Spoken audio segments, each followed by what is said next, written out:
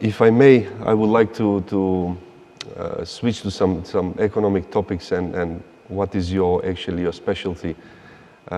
You're an expert on the organizational behavior, and you've done so many research on, especially on the family businesses, on the small businesses in Italy, and you've published so many books. Can you tell us the importance and what is the difference in governing process, governing system and decision making between the family businesses, small businesses, middle business, and big companies? Oh, wonderful question. I will try to answer. First of all, I would like to dismantle a myth. Normally, we are used to think when we talk about family businesses that they are small pop and mom shops. This is not true at all. If we look at all the economies in Europe, in the Americas, and nowadays even they are starting even in Asian, we can observe that a large part, in terms of numbers, of the companies are family businesses. What does it mean, family businesses? Family businesses means that behind the governing body of this company, there is one family. One family. It is run by the family, and decisions are being made by the family. And the family affects the decision-making processes for leading this company. When we talk about large part, we are talking more or less on a range from 60% of the 8 to 80% of the company of all these economies. So, for example, in Italy, we are talking about the 85% of the company in Italy. We have more or less 5-6 millions of firms in Italy. The 85% are family businesses.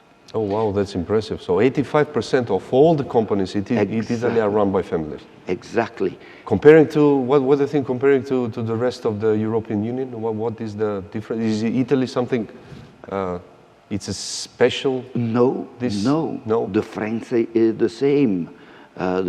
Germany is the same. Yes, there are difficulties on making concrete comparisons because, for governing a company, it depends on the specific laws adopted by each country. So, for example, in Italy, you have to have the 51% of the shares for leading the company. But there are several exceptions along Europe or in Americas for determine the threshold for being in charge of leading the company. So precise comparison is not possible. However, they represent really a large fraction of all the companies over Europe and the rest of the world. But what about their relevance? I mean in terms of economic impact. The economic impact of family businesses is extremely huge. Why? Because they represent more or less the 40% of the employment of all the countries and more or less the 50% of the GDPs of the different countries. So we cannot skip to consider them. Why we should have some focus, or we should maintain some attention with family businesses? Because they are extremely different from the other company. They are counterparts. I will have a talk also about their counterparts later.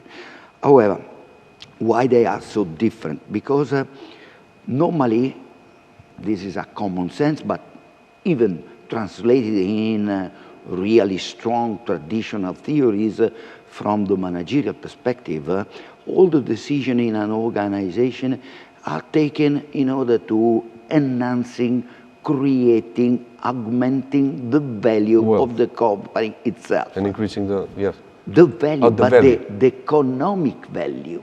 The economic value of the company. I understand. But this is not immediately true in family businesses. What we should consider that they normally present almost at the same level non-economic objective.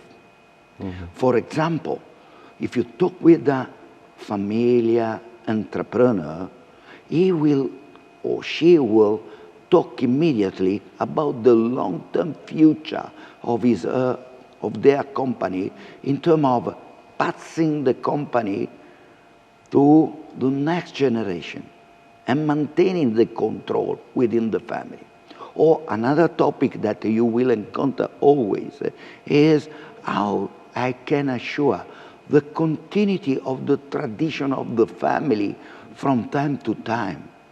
All these non-economic goals are then translated, or if you want better, they came from a strong, relevant role of the familiar values that are then shift within the company.